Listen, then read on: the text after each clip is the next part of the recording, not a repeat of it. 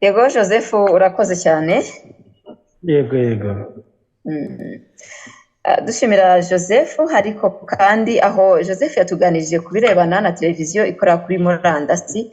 Dufite rero na televiziyo nk'uko twari twababwiye ko hano turi kumwe na Isango Star TV, turi kumwe na Bruno, ngira ngo nawe yadusangiza ese izi challenge bahura nazo Joseph amaze kutubwira, ndetse n'ibyo abona nk'ibisubizo, anatubwira n'amahirwe ahari kuri televiziyo iri traditionnel ho bimeze bite, naho bimeze nk'ibyo Joseph atubwiye. Turi kumwe na Bruno, ngira ngo Celestin twamuha umwanya nawe akatubwira. Before we give it to Bruno to the floor, I want to really comment on what Joseph have said in English, because some of the takeaways are very important for someone who don't understand Kinyarwanda, as he went through back in the history of his journey as a journalist, when he started, what was available for journalists. So one of the things he said that it takes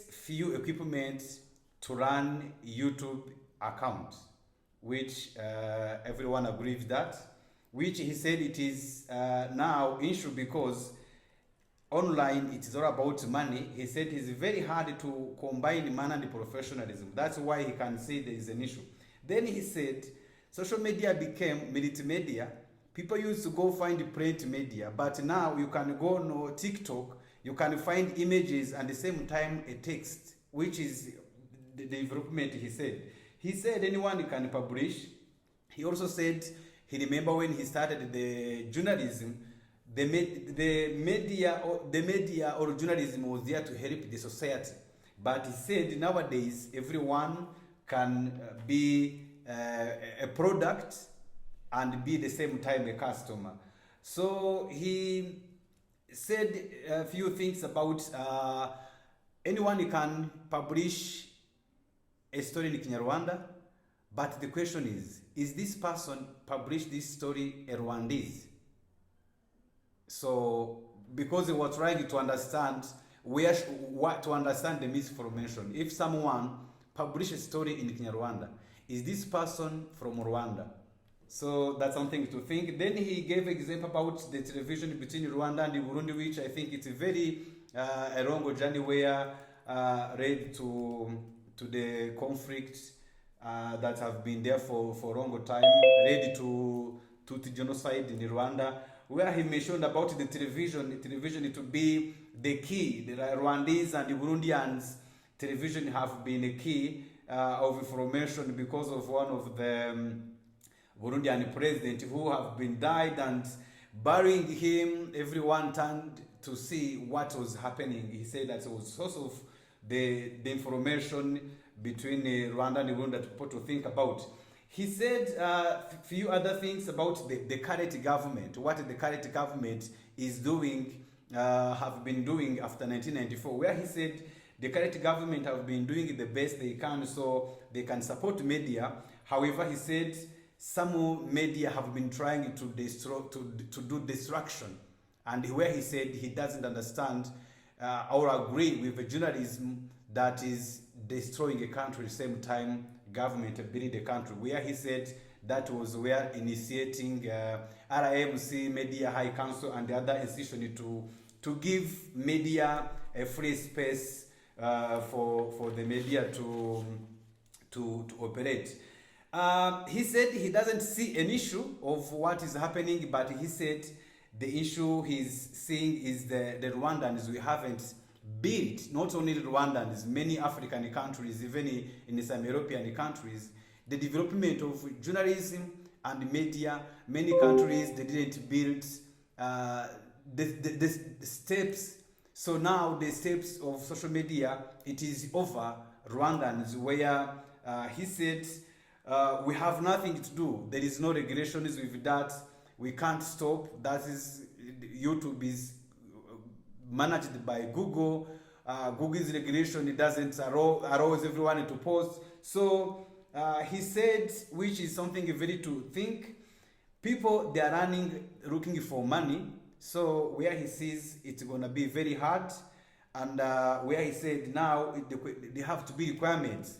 the requirements who to do a journalism in Rwanda, which raised the question. People they asked, someone asked in a box to if the government of Rwanda encouraging younger people to be more creative, to find what to do, and then they find themselves the jobs available is to start to be influencer.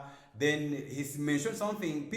Most of the people, they publish information either they heard or they saw, but many they post what they heard or copy paste from other social media. So I think it do that what he wanted to add, so everyone understand what he mentioned about his journey and related to YouTube, as he's been doing YouTube for a long time. So once again, thank you everyone, and the floor is for the next speaker.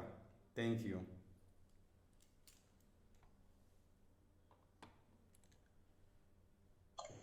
urakoze Celestin kubwira abatumva ururimi rw'ikinyarwanda mu ncamake ibyo Joseph urugendo yatuganirijeho. Hanyuma rero nkuko naye maze kubivuga mu kanya, umwanya ni wa Bruno kugira ngo nawe adusangize turebe noneho bo uko urugendo rwabo rumeze, hanyuma kandi nabo batubwira n'amahirwe ahari. Bruno ngira ngo yamaze kwinjiramo hano kubera ko yego Bruno yagezemo. Ikaze Bruno.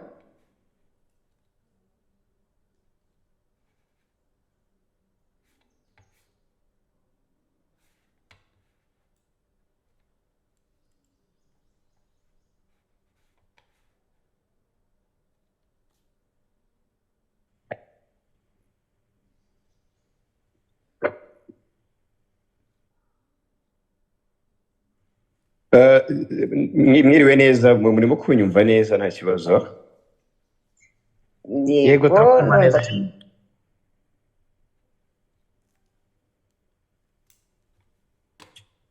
Mwaba muri kunyumva? Yego turakumva Bruno, yego turakumva. Okay, murakoze cyane. Muranyihanganya naje ntinzeho gato, narindi mu kazi n'ubu ngiye kujya mu kiganiro mu kanya. Ariko kubijyanye na televiziyo, imbogamizi zo zihari ntabwo ari nyinshi cyane, ariko ziracyarimo, ariko n'ubundi urebye kugira ngo bikemuke ni twebwe ubwacu abakora kuri televiziyo tugomba gushyiramo umuhate kugira ngo bikunde. Mu minsi yatambutse hatarazaho uburyo bwa YouTube buteye imbere cyane, twese twategerezaga isaha y'amakuru kuri televiziyo, tugategereza amakuru tukayabona ari nk'amakuru mashya, niko nabivuga. Ariko ikintu kiraba kuri YouTube kikaba cyagezeho mu gihe televiziyo dutegereza ya saha y'amakuru yuko izagera ngo tubinyuzeho, ugasanga tugiye kwiza kuri televiziyo byamaze kugera kuri YouTube kare. Muri make bigiye gushaka kuri televiziyo byabaye nk'umuranzi. Nanone ntabwo wavuga ngo kubera ko habayeho inkuru igezweho update news ngo turavana ibiho byose kuri televiziyo tubande dutambutse ya nkuru, ubwo ndi kuvuga kuri side y'amakuru cyane. Nubwo hari inkuru byakorwa ariko ntabwo babikora ku nkuru zose, ugasanga rero abantu barimo batakariza icyizere amateleviziyo kubera ko bavuga ati n'ubundi nijya kuri YouTube ndaza kubona amakuru yabaye, ninjya kuri YouTube ndabona ibyabaye umunsi wose. Yego ni byiza, ntabwo ari bibi, ariko nanone ibyo bisubiza inyuma televiziyo. Urugero natanga bisubizaho inyuma televiziyo cyangwa se no kwizerwa kwa televiziyo. Nk'iyo ugiye gushaka isoko, umuntu arakubwira ati nyereka uburyo abantu bareba televiziyo yanyu, nyereka umubare w'abarebye nk'uko bimenyereye kuri YouTube, babona views, ariko kuri televiziyo ubwo buryo nta buhari. Icyo gihe bizagusubiriza n'imbaraga zo kumukomvera mwumvishe ko televiziyo yanyu irebwa, kandi koko nibyo birumvikana. Nanone kandi aho tujya gushaka amakuru, uba wumva umuturage akubwira ati ndashaka wa wundi wo kuri YouTube, kubera ko biraza kujya hajya bireba, gahora bireba ya nkuru bayisharinge, mu gihe kuri televiziyo biri ibintu biza gucaho rimwe, ugasanga nabwo birimo biraba imbogamizi ho gato ku bijyanye n'imikorere y'inkuru ndetse no kwizerwa nanone yaba abakiriya ndetse n'abaturage. Icyo ngicyo ni kimwe mu bisa nkaho kirimo imbogamizi, ariko nanone ku ruhande rw'abanyamakuru n'ibitangazamakuru nitwe bireba. twe tugomba kumenya ngo ese niba tugiye mu nkuru ubwo ngubwo ni nk'inama ho gato natanga ku banyamakuru bagenzi banjye bari hano. Niba tugiye mu nkuru, niba ari ikintu cyabaye runaka turimo gukurikira, turabizi neza ko kiraza kugera kuri YouTube na mbere ko tugera ku kazi, kuko wari uri kubikavaringa live cyangwa se anafite uburyo yategetse bishyira kuri YouTube ye. Nabyo ni byiza no kugeza amakuru ku gihe ku banyarwanda. Turaza gufata angle zimwe, ese ngiye gukora nk'ibyo uriya yakoze, ni iki kiraza kuza muri ya nkuru yanjye kugira ngo bize gukura n'umuntu abe yayireba ku makuru, ku isaha y'amakuru yagenwe kuri televiziyo ye, ayirebe yumva ko ari inkuru irimo kureba atari bya bindi yiriwe abona. Urebye nibyo tuba duhanganye nabyo bya buri munsi, ariko ikijyanye n'isoko byo biracyakomeye cyane. Umuntu akubwira ngo nyereka ndebe televiziyo yanyu buryo ikurikirwa, ugasanga nabyo bibaye ikibazo. Ndavuga cyane cyane nyine ku bakiriya, ariko n'ibisaba imbaraga z'abanyamakuru n'abayobozi b'itangazamakuru kugira ngo ibintu bigende neza. Ariko televiziyo yo urabona ukabona ko zino televiziyo zindi ngira ngo zari zimaze gusobanurwaho harimo na YouTube, ibyo nabi abamateleviziyo twasubizwa inyuma n'ibitangazamakuru. Ibyo bakora ni byiza ngo nabinenze, ni n'akazi, bari mu kazi, bari gukora, baracuruza. Ariko nanone abakora kuri televiziyo zisanzwe, izi ngizi zacu zisanzwe, aho bizagorana cyane, kuko kugeza aho umuturage y'amakuru akayabona n'amakuru agezweho kandi amakuru yizewe yiriwe yibona kuri YouTube, birasaba izindi imbaraga n'ubundi buhanga bw'abanyamakuru. Ariko nibyo tubamo bya buri munsi, tunagerageza kugira ngo mu by'ukuri tume abaturage batureba batwizera, nubwo ibintu yabibonye ariko yumve ko iyo nkuru ashobora kuza kureba ku Isango Star cyangwa n'ahandi, ikaba ari inkuru iraza kumukurura nubwo hari aho yayirebyeho. Ibyo rero byose ni ibisaba imbaraga zacu twebwe abanyamakuru ndetse n'abayobozi b'itangazamakuru muri rusange. Murakoze. Urakoze cyane Bruno kudusangiza, ariko hari abambwiye ko batamenye neza amazina yawe. Nibutsa ko Bruno yahagarariye Agatesi Mugabo, umuyobozi w'Isango TV, Isango Star TV. Ubwo rero Bruno wanabibwira nawe. Yego nitwa Emma Bruno Mbonywera, ndi umunyamakuru wa Isango Star, nkaba na news editor. Mpamvu nibanze cyane ku bijyanye n'amakuru, nkora ku Isango Star Radio and TV, ifite ikiganiro kuri televiziyo cyitwa Hirya no Hino, ngiye kujyamo mu kanya saa 7:30 n'amakuru n'ibindi biganiro bitandukanye. Urakoze cyane. Ndumva rero aho Bruno nawe agarutse ku buryo bwa televiziyo, nka televiziyo nyine tuzi twamenyereye mbere yuko televiziyo zo kuri murandasi ziza, batubwira challenge nabo bahura nazo, ariko kandi n'icyo bakora. Hari ikintu nasurinyaho cyangwa se natindaho cyane, agarutse ati ni twebwe abanyamakuru tugomba kubigiramo uruhare kugira ngo bimwe na bimwe bigende ku murongo neza. Se ni iki washyizemo mu kugira ngo wa wundi wiriwe ureba ibyatambutse kuri YouTube cyangwa kuri YouTube channel, ya makuru yahise yihuta ako kanya, wowe uze kuyatangaza abonamo ikindi kintu gitandukanye na bya bindi? Yongeraho ko ari twe abanyamakuru dufite uruhare runini kugira ngo ibyo ngibyo birusheho kuza kunogera cyangwa se kuza kuryohera abaza kudukurikira kuri televiziyo nyuma yo kureba bya bindi. Hanyuma kandi agaruka no kukirebana n'amasoko, ubwo ni challenge bahura nazo. Ibyo ni ikintu cyumvikana rwose, ati haracyari imbogamizi. Ubwo rero mu rwego rwo kugira ngo turebe ko izo mbogamizi nazo zavaho, ni muri urwo rwego ibiganiro byateguwe kugira ngo dusangire ayo makuru, turebe n'icyakorwa. Hanyuma kandi n'ahari izo mbogamizi turebe icyakorwa kugira ngo uruhare rw'umunyamakuru ni uruhare noneho rwa babandi nabo baduha amasoko cyangwa dusaba amasoko ni uruhe, ese nihe bakoroshya kugira ngo bigende neza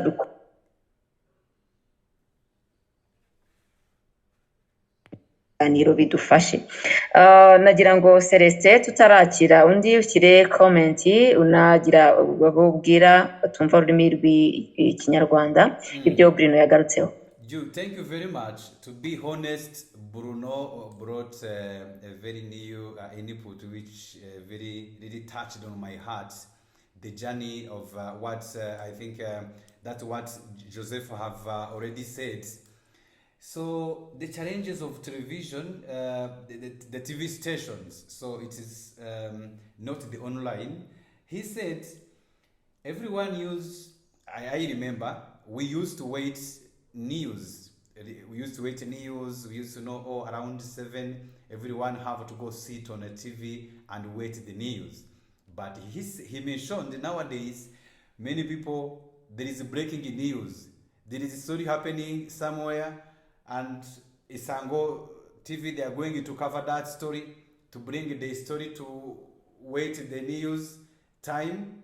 Release the online, they already break news and already publish, which is, he said, it is a challenge. As Mugabe said, he also said that to that challenge to be resolved, it have to be journalists who need to be more creative, so they can create a unique story, unique evidence from the coverage, different from what have been circulating online. He also mentioned another challenge which I think it is, he said is gonna kill their business, which he said nowadays I can go share my YouTube news to my clients, but for the TV station sometimes it's very hard to prove clients. Where is the story? The story is in your machines, but online story is always on YouTube. My client or whatever audience can always go share the story. So thank you, Mr. Bruno. Your input is very appreciated, especially for journalists who are here. The reason we have this day, we need such an information like yours. So upcoming and younger journalists who are carrying their cameras when they go on the field, they also know that it is not just about filming or taking a picture. It is all about telling the story. So you put in mind that by the end of the day, by the end of you reach to the news editorial room, once you are preparing your story, you are competing with someone who has been already shared the story 5 hours ago before you publish. Thank you, Mr. Bruno. The next speaker, the floor is the next speaker. Thank you. Rakoze cyane Celestin, ngira ngo rwose twaba dutanze umwanya kuko habayeho impinduka. Wari ugiye gukurikiraho agize akabazo gatunguranye, nagira ngo rero abantu twabaha umwanya ku bafite ibibazo cyangwa se ibitekerezo, hari kwandika hano kuri chat, hari no kuzamura ikiganza tukamuha umwanya mu gihe tugitegereje ko undi nawe aza gukurikiraho. Ndumva twaba tubahaye umwanya kugira ngo bisanzure, bagire umwanya nabo uhagije wo kuza kubaza, kugira ngo tuze kugira umwanya wo kuza no gusubiza ibyo bibazo. Ndumva aricyo twakurikizaho, Celestin. Yes, thank you, Ju. I can see Sami. Let's start with the first question I have already led to Mr. Mugisha from the RMC. I can repeat the question. It is said, our country is encouraging us to be more creative by creating jobs by ourselves. What does RMC think of being talent and professionalism in media and journalism? So this person wants to understand the point of view of RMC in terms of being a professional journalist or being creative, go create your jobs as a talent. Thank you, Mugisha, you are welcome.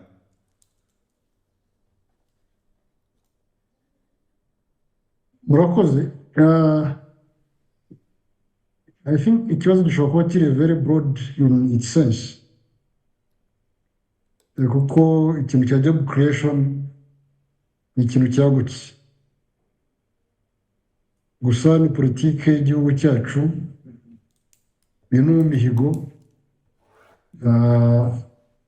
ya politike ngari z'igihugu cyacu. So job creation ni ikintu gikomeye cyane, ariko mu byo Joseph ngira ngo ugeze kuvuga ashobora kuba yakomeje ku gisubizo navuga cyuko uwambaje kino kibazo yakaba yabivanamo wenda igisubizo ashaka kubaza. Ngeze kuri ijambo aravuga ngo amafaranga yazanwe n'izo platforms ngo amanitse mu kirere.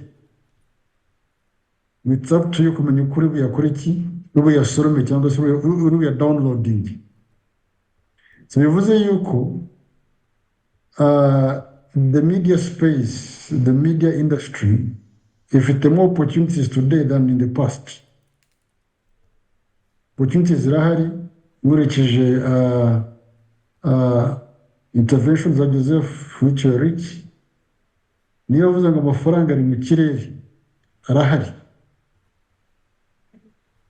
Birasaba ukuntu umuntu ari buya downloading. Aho numva ko ikibazo cya job creation kibaye addressed. So I think ubwabyo cyo ikibazo ni skills abantu bafite kugira ngo baya downloading abagire mu biganza babashe kwikenura uko ni space iri virgin, ariko none umuntu akabikora ku buryo bitari bumugireho ingaruka. Nk'uko mujya muyibona hari abashyira imbere gushaka amafaranga ariko nyuma bikaza kubagiraho ingaruka zitari nziza.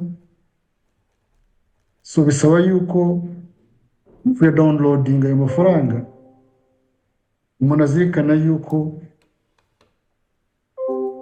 agomba kubahiriza amahame n'amabwiriza cyangwa se n'amategeko agenga iyo downloading.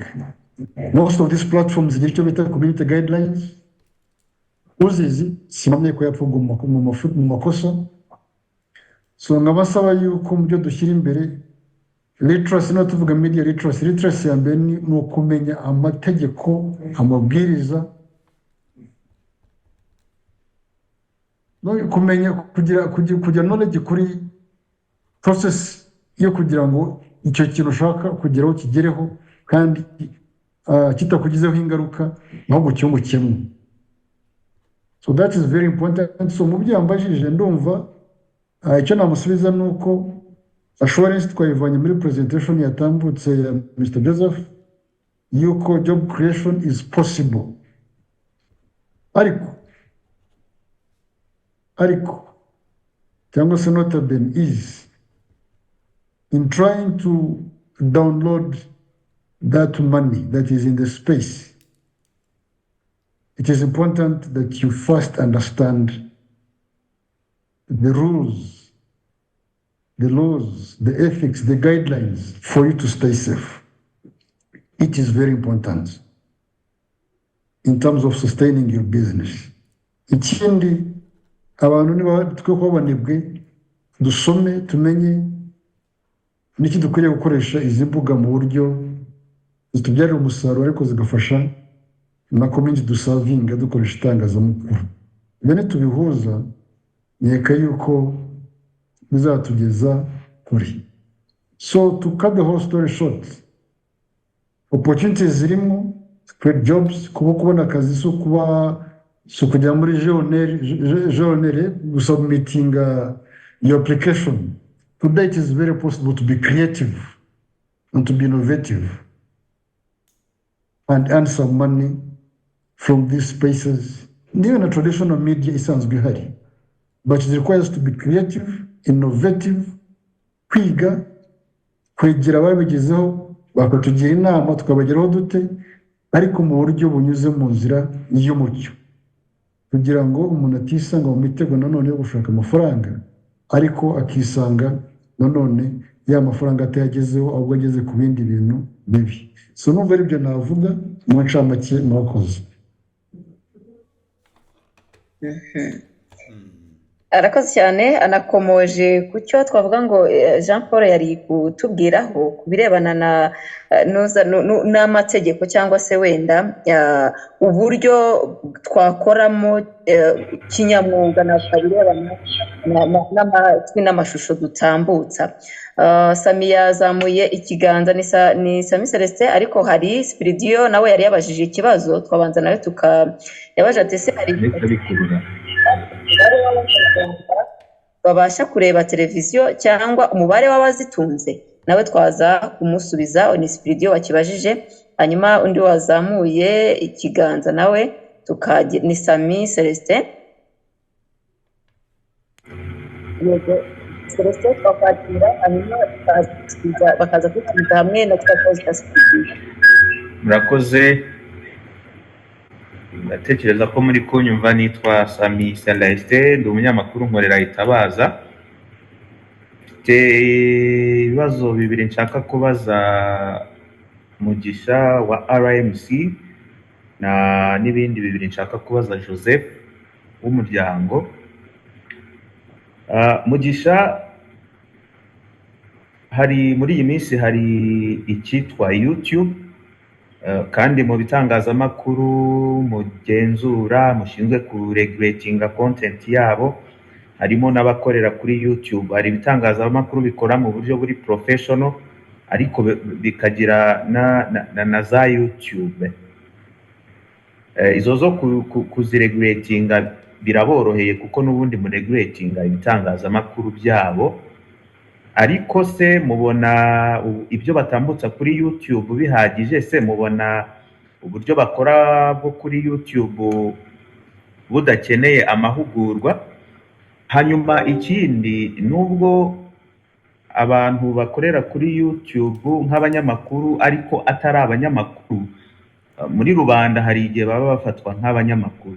Ese RMC ikora iki iyo umuntu ufatwa nk'umunyamakuru muri rubanda akoze ikintu kidahuje na etike ariko muri rubanda bamufata nk'umunyamakuru? Ikindi, mwari mwatangiye kugenzura, mwashyizeho n'uburyo bwo gukurikirana YouTube no kujya muzandika izishaka gukora ku buryo buri professional. Ese ibyo bintu muracyabikomeje cyangwa byarahagaze? Niba byarahagaze, byahagaritswe n'iki? Joseph, hari aho wavuze ko online TV amafaranga ni ukwinanirwa. Amafaranga arahari, uko ukora cyane niko ubona menshi. Ese ibi bintu bizahura n'ubunyamwuga, ko hari igihe ushobora gukora inkuru mu buryo bwa kinyamwuga? Ubwo kinyamwuga mvuga harimo no gukora amatitles, ugasanga ntabwo abantu bayishidukiye. Ikindi, hari aho Joseph wavuze ko iyo hataza ibya YouTube ubu ngubu mushobora kuba namwe muri mu bitangazamakuru byafunze, ariko YouTube yaraje irabatabara. Ese mwakomeje gukora kinyamwuga na nyuma yo gukorera kuri YouTube? Murakoze.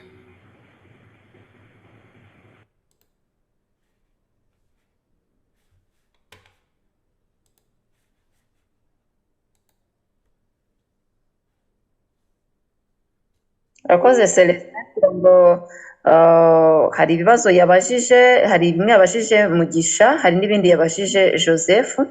Ndumva twatanga umwanya kuri Mugisha akabanza agasubiza, then Joseph nawe akaza gusubiza, twibuka cya kibazo cya Spiridiyo kirebana na statistique ku banyarwanda batunze televiziyo cyangwa n'abazikurikira, niba hari statistique yabihari.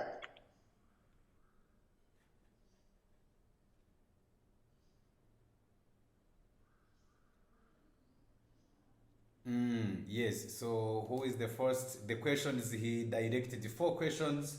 The ones to Mugisha from RMC, they are mostly about the YouTube, where the RMC have been trying to regulate YouTube, try to register new users. The journalist was asking, is the process still around or the process stopped?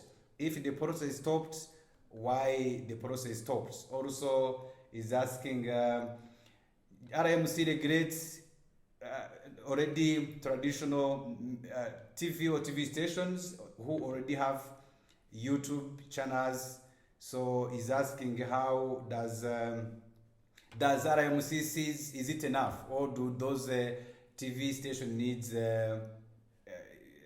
trainings? He also asked the questions about Joseph, Mr. Joseph, who said there is money hanging up there So it's up to journalists or social media users to go download or go get that money. So let's give Mugisha to respond to the questions.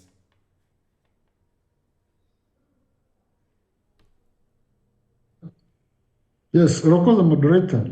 For YouTube registration, I would say you could it is up to whoever is willing to register to do so. Janiko, in the new policy, in new draft policy, harimo one of the new policy actions, cyangwa se ideas, in terms of helping YouTubers who are non-journalists, who are non-professional journalists, kuba bakeneye kuba integrated bakakora kinyamwuga bagafashwa. Harimo an idea yitwa register to comply policy. It is one of the best practices that was integrated muri policy dufite, aho umuntu operatingira kuri social media nk'uko mubizi. By the way, to first notice, nubwo turimo kuvuga ahangaha television and radio n'abandi, I don't think yuko in the next 15 years ibi Twitter radio bizaba bigihari, these frequencies nabyo tubaze tubinoting, cyangwa Tereviziyo zo mu byumba byacu zimanitse. As we look forward, it's going to, at some point, that's what I see, zizaba ziri obsolete.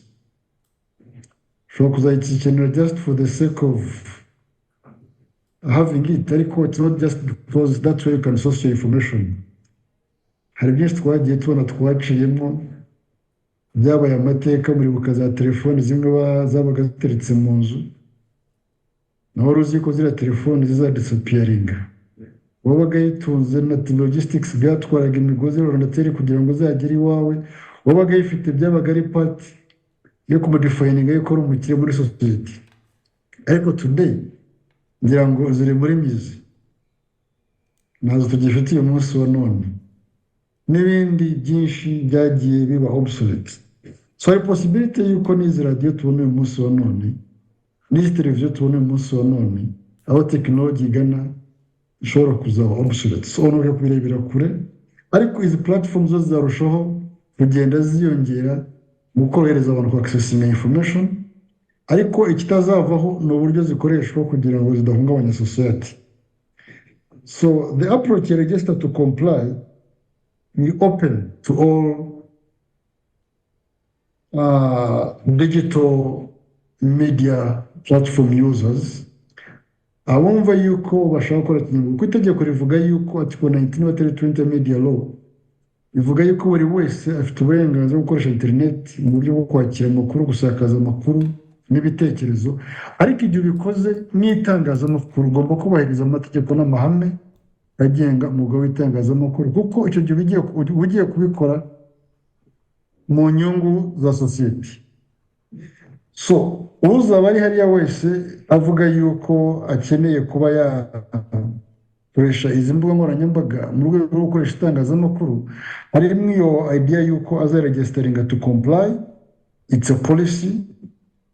Hopefully it may end up being a law as well.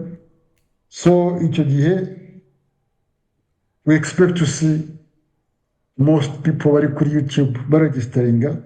Currently, nk'uko mwabyumvise Joseph abivuga, turimo turareviewinga our code of ethics kandi integrating all those new trends.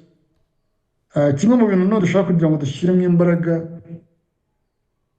bizanadufasha no kuregulating some of these services. Joseph mwiza ko uvuga yuko niba Ndimbati uyu munsi wonore kuri TV akaba afite followers barutana b'igitangazamakuru kizwi kiri registered, how do you exclude that person from the space as serving the public? Ahubwo wamufasha iki kugira ngo akore kinyamwuga? Mubwira utero Ndimbati tugushika category ya lifestyle cyangwa entertainment n'abagenzi bawe, ariko mukore kinyamwuga, uzaba umufasha kugira ngo exploding.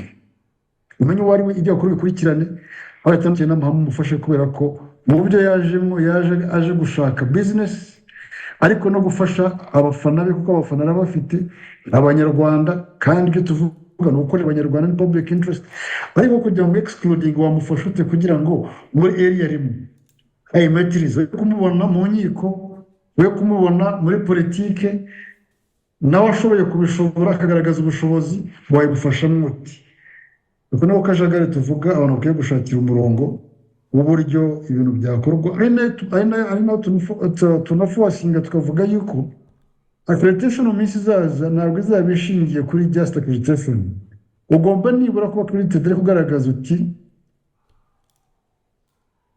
my area of focus at least muri categories eshatu turimo turakora categorization y'izo areas ari naho tuzanashingira na ethics committee tuzajya twubaka abazajya badufasha mu gukemura impaka zishingiye ku birego tuba twakiye from the public bizaba bishingiye kuri categories tuzaba twaragiye tubona the serving of society tuzishyizemo abantu ntabwo umuntu yaripotinga kuri international affairs aza ripotinga kuri health aza ajya muri showbiz ajya muri sports ajya muri environment basically ubwabyo biba binaniza wa muntu ariko nanone n'aba bisavinga ashobora kuba atabahereza ibintu byuzuye so better to qualify yourself uvuga uti njyewe ninjira muri iyi sector ariko my entry points ni izi eshatu minimum you can go to more than that ariko maximum ni eshatu nabo ba capacity building abazi bati capacity building turazihereza abantu bari muri category muri kino gisate muri category of practice nunakora n'amakosa umenye yuko ufite abahwituzi musangiye iyo area ariyo twita ad hoc ethics committees so kuwambaje ikibazo nagiye muri byinshi kugira ngo nabasobanure wenda n'ibindi bishamikiyeho ariko icy'ingenzi ni uko ntitugeze duhagarara kuregisteringa abanyamwuga abanyamakuru bafite YouTube channels ariko n'abandi bumva yuko bashaka gukora mu nyungu za rubanda nk'itangazamakuru bakeneye yuko bafashwa mu kumenya amahame ntitwabihagaritse icyo twahagaritse ahari ngira ngo ni ugukomeza kubyamamaza kuko byakreatinze polemique zitari ngombwa turashaka kuba voluntary ariko itegeko nirimara gusohoka rya register to comply I think it will be compulsory kuko ntabwo uzajya hariya ngo uvuge ati njye nifite Yongwe TV abantu barasanzwe bakubuza muri faith based kandi iyo TV uyisange mu bintu bitari faith based hari ukuntu uba ugiye kuvanga abantu mu bitekerezo no mu byubaha very substandard so numva uko nabisubiza murakoze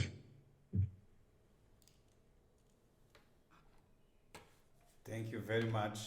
Thank you. Urakoze cyane ndumva hari wenda icyo batashubije cya Spiridio sinzi niba cyashubijwe kirebana na statistique namusubije Spiridio muri comment arayibona nashyizeho na raporo ibigaragaza yego hanyuma rero Gonzaga yamaze kugeramo hano nawe ndumva mbere yuko tujya ku yindi step hari undi muntu ufite ikibazo Celestin ari wakugejeho ikibazo kugira ngo tubone gukomeza.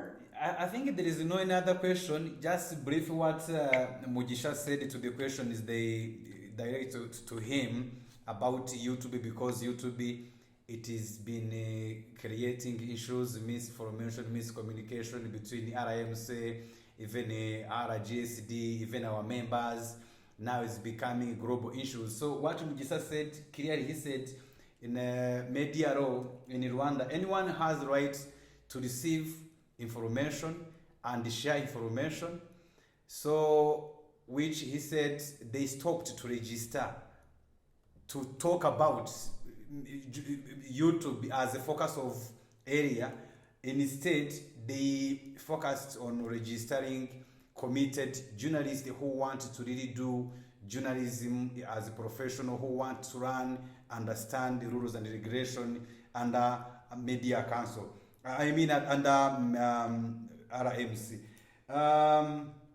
Thank you, Mugisha. Your input, I think, is very good. I don't talk much about that. I guess it's time to welcome Gonzaga. yego urakoze cyane Gonzage, reka tumuhe ikaze. Ni umwe nawe mu bagize uruhare mu kuvugurura media policy, ubwo nawe yadufasha noneho tukareba ese tekereza iki ku mikorere ya YouTube ndetse na TV online muri rusange, ndetse anatubwire politike nshya y'itangazamakuru icyo ibiteganyaho. Gonzage, ikaze. Murakoze cyane, muranyumva? Yes, Gonzage. Yego turakumva. Okay, murakoze cyane. Ntabwo ndibuvuge byinshi, ariko kubera ko sinakurikiye nshobora gusubira mu byavuzwe. Ibyo byiza. Ikintu mbajije kuri YouTube cyane cyane politike nshya y'itangazamakuru ntabwo irasohoka, so ntabwo najya muri detail, ariko mwabonye kopi yayo, ngira ngo itegereje ko inama ya minisitiri yemeza, izindi revo zose zararangiye, aba permanent secretary barayemeje. Ariko icyo navuga kuri YouTube ni technology yahaye benshi amahirwe. Gonzage, allow me to interrupt you. Someone told me everyone here understands English. I know you also understand English. So if you can also, so we save our time, I don't need to repeat, you can raise your hand. Yeah, so yes. I didn't know that if there are people who don't speak Kinyarwanda, I thought everybody would. Yeah. Anyway, what I was saying is that, thank you for inviting me. I won't say much because I joined late. I was engaged up somewhere else. On the question of YouTube, it's merely a means for which media communicates. So you can't neglect it. It has given, like any other technology, there are new technologies which are coming up. You notice that X, formerly Twitter, is also being used by journalists globally, and actually they're encouraging it. The owners of X, Elon Musk, is encouraging journalists to use the platform as a means of communication. So the technology has given independent publishers to join the profession. What we need is, I heard Musha talk about it, that the policy provides a certain framework within which those who want to use the new technology to join the professional journalism, how they will do it. I think next year, when the policy is out, the media law and other laws will be amended to reflect that. To give an opportunity for more. We look more of inclusion rather than exclusion. The important thing is that the RMC, I'm aware, and I think they talked about it, is reforming also the code of ethics, which will reflect the digitalization and other things like artificial intelligence that are going to be very important in the sector going forward. The most important thing is that people must commit to follow the code of ethics, follow the deontology, and also get training. This is very significant. I think we had a big agreement with journalists and media owners about it, but the policy provides for regular training, regular professional advancement, which is very important because it's one of the challenges we face at the moment. But we can't say that you have to limit anyone. No, that is not possible. We have to embrace the technology. This is a country that works very hard for in the use of ICT, and TV journalism is now accessible. Even content, given the technologies we talked about, YouTube, X, Instagram, and Facebook, etc., they make accessible. When we were growing up those many years ago, accessing TV, you would have to ride a bicycle for like 15 kilometers to go to the city where you could access TV. But now everybody can access it on their telephone, which is a big opportunity for many. Thank you. I wouldn't so much more than that. I hope everything else was discussed before. Thank you for inviting me, and happy World TV Day. Thank you, Gonzag, for coming and accepting my invitation as always. I don't talk much, I will comment. I'm sure some may have a question. I will give floor to you to explain, because you have other local Rwandans, our people Rwandans, like Amucha said, everything we are doing here, we are doing it for our community, for Rwandans. Let you say in brief in Kinyarwanda what have been just said. If anyone has a question, feel free to ask Gonzaga any question, as he has been working on that document of code of conduct that's going to regulate more media and journalism in Rwanda.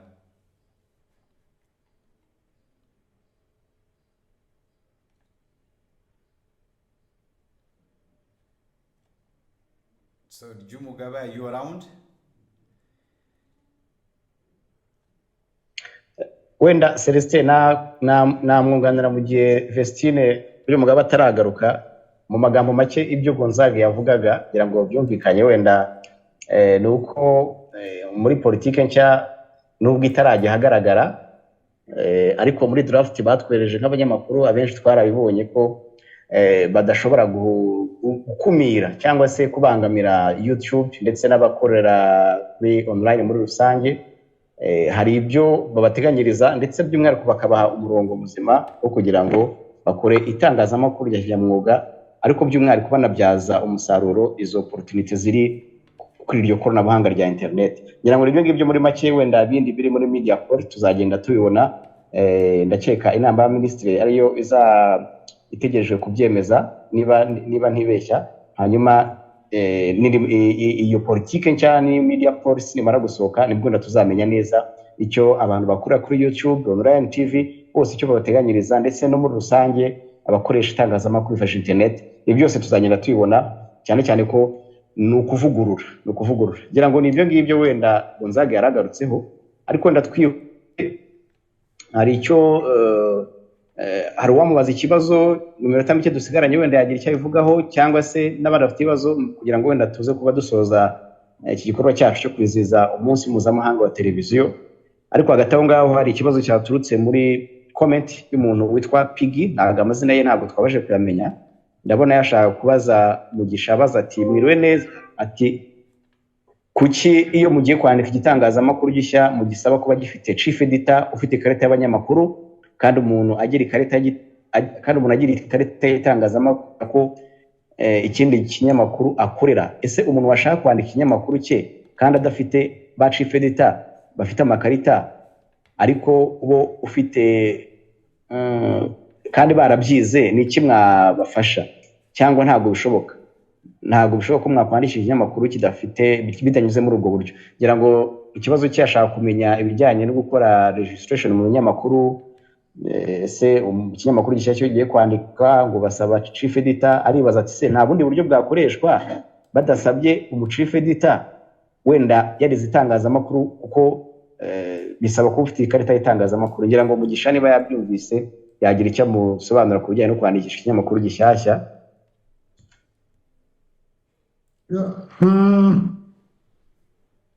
sinzi wenda uburyo yacyanditse kugira ngo kifitemo ibibazo byinshi ariko nkeka yuko ashatse kubaza bati kuki habanza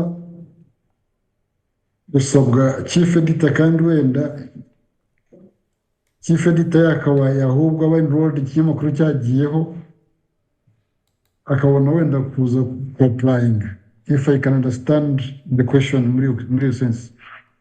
In principle ni nkuko wajya gutangiza bank bakubaza batese ufite qualified bank manager, kubera ko wenda imiterere ya bank utayikora udafite bank manager, ukavuga uti mbwe nimuhanze mu ndetse nshinge bank ntabwo mbone kumuhayaringa. Niba nafatiye example impamvu chief editor uri accredited biba bikenewe nuko ibyo ugiye gukora haba hakenewe kumenya niba koko ufite umuntu uzagenzura ibitambuka nka gatekeeper, kuko uje muri business iri sensitive ikenera inzobere mu itangazamakuru cyane cyane mu gutokora inkuru zigiye guhabwa public. Bitandukanye no kuba washinga boutique aho umuntu aza agapikinga icyo ashaka kigendera, ariko icyo ngicyo pikinga kikaba cyaraje kinyuze mu nzira ziboneye uwo udafite icyo usabwa kindi uretse uza kugura akigendera. Ahangaha rero utangije ikinyamakuru afite inshingano y'uko byagiye gutambutsa bikorwa mu buryo bwubahirije amahame y'umwuga. So iyo requirement yo kugaragaza yuko ufite uzaba ahagarariye izo nyungu za code of ethics mu kinyamakuru cyawe, numva zifite ireme kugaragaza uwo ari we, nubwo benshi batubeshya kamugaragaza ikaba mu nyandiko, ariko in practice ugasanga wa muntu yamukoresheje kugira ngo abone ibyo abona yigendere. Uretse ko minsi yavuye bigiye gutangira kuba monitored, cyane cyane ibi ngibi navuga yuko biri established ibinyamakuru bikora umunsi ku wundi bizwi bifite izina byabaye licensed kugira ngo bikore mu buryo bwa kinyamwuga. Niba ari broadcasting ugomba kuba ifite programs manager, niba ari a registered newsroom news organ yakaba ifite editor. So simbona challenge ihari kuko turimo turasafeguarding public. Ko tukuretse ukagenda ukaestablishing ikinyamakuru on the basis yuko wahawe iyo certificate cyangwa se license, na kitwemeza yuko wowe wumva ko ufite obligation yo guharinga wa muntu ushinzwe umunsi ku wundi kugenzura ibitambuka kugira ngo bidahungabanya sosiyete, ariko nawe ubwawe bitagushyira mu manza.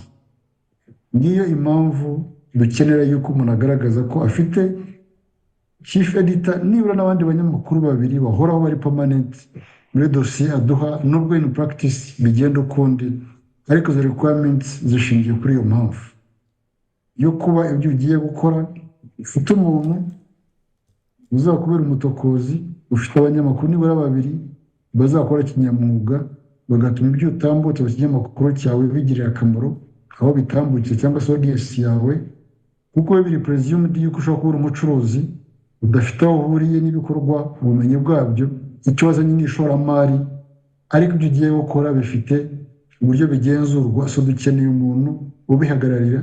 Ni nayo mpamvu iyo habaye amakosa ni gake duhamagara nyir'igitangazamakuru, duhamagara editor, duhamagara umunyamakuru tuzi wabaye accredited, kuko niwe wasinye contract na sosiyete yuko azayikorera kinyamwuga bishingiye ku mahame y'umwuga, aricyo aherwa ya press card. Ko press card ni social contract ugiranye na sosiyete yuko uzayikorera kinyamwuga, nukora neza izagushima, nukora nabo uzabiryozwa. So niyo raison d'être, niyo rationale iri inyuma yabyo, ndumva uko nabisobanura. Murakoze.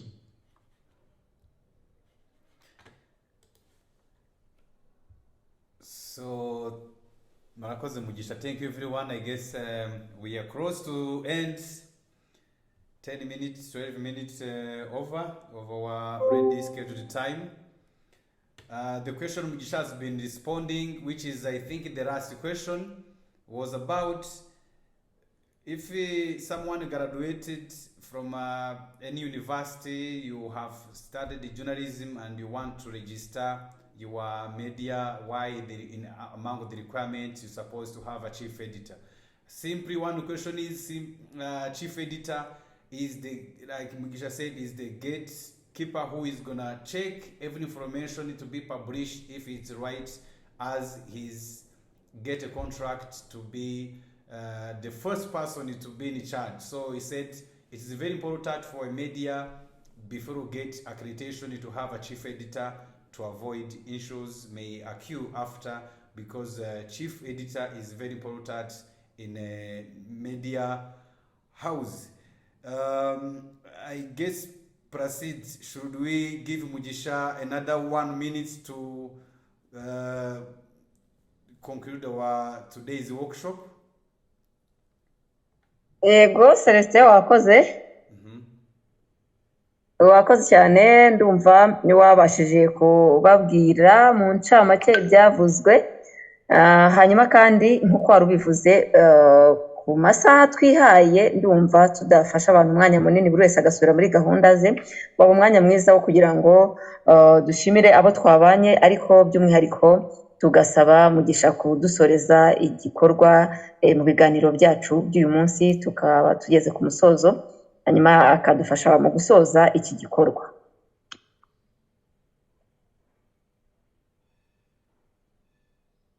murakoze baze mbashimire participation yagaragaye kuri iyi platform n'ibyaganiriwe n'ibitekerezo twunguranye. Nizeye yuko hari abafataga minutes ubwo Placide na team muzi icyo muzabikoresha, ntibibe ibiganiro gusa kuko umwanya twakoresheje ni mwinshi kandi uburyo umwanya aba ari ingirakamaro. Iyo twaganiye nizere yuko nk'uko mwabiteganyije muri concept bifite expected end results, icyo muzabikoresha cyane cyane for the wider sector if I may say. Ibindi ni ugukomeza tukungurana ibitekerezo, tukajya inama, tugafashanya icyatumye mu mwuga wacu ugira ireme, gukorera mu nyungu z'abo dukorera kandi tugaharanira kugira ngo tuwukureho icyasha, kuko ikigaragara ni uko winjiriwe kandi ntacyo twabikoraho, ahubwo icyo bidusaba is to do our homework, tukareba uburyo twawucleaninga kugira ngo ukomeze ube relevant muri society, ukomeze utunge abawurimo, ukomeze ube relevant muri interest zitandukanye abantu bisangamo, mbese tubuzamure kandi dufatanyije twese, kuko buri muntu aba afite ukuntu abona ibintu muri different perspectives, so iyo tuzihuje ariko twese tugamije kugira ngo twubake zitanga umusaruro. Rero natinze, ndabashimiye abitabiriye n'abateguye uyu munsi uzirikana televiziyo, ariko tuvuga tuti dushyire imbaraga muri literacy, haba ku bwacu no ku bandi bose, kugira ngo tugire illiterate community on media platform yabikoreraho zose, kugira ngo ibyiza bya media birusheho gutera imbere, ariko ibibi byayo nabyo dukomeze kubikumira. Murakoze rero, Imana ibahe umugisha kandi mugire amahoro. Murakoze cyane. Murakoze cyane.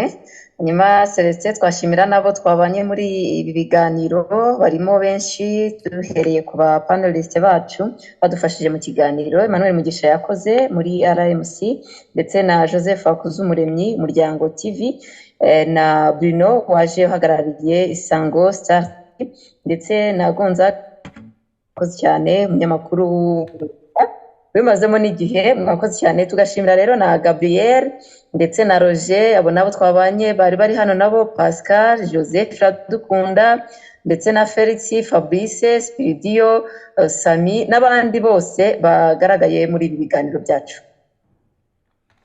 Yes, thank you. Hanyuma tugira ngo mukomeze mugire umunsi mwiza wa televiziyo, ariko kandi twita ku byo dukora nk'abanyamakuru.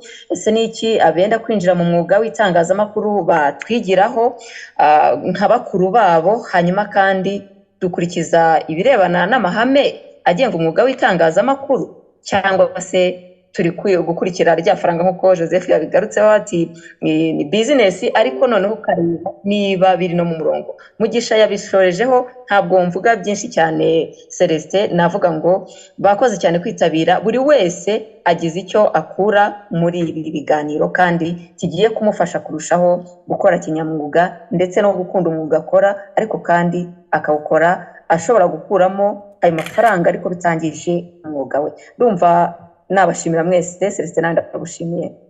Thank you very much, and thank you everyone. Thanks for coming. See you next time. Have a great day and God bless you. Thank you. That's it.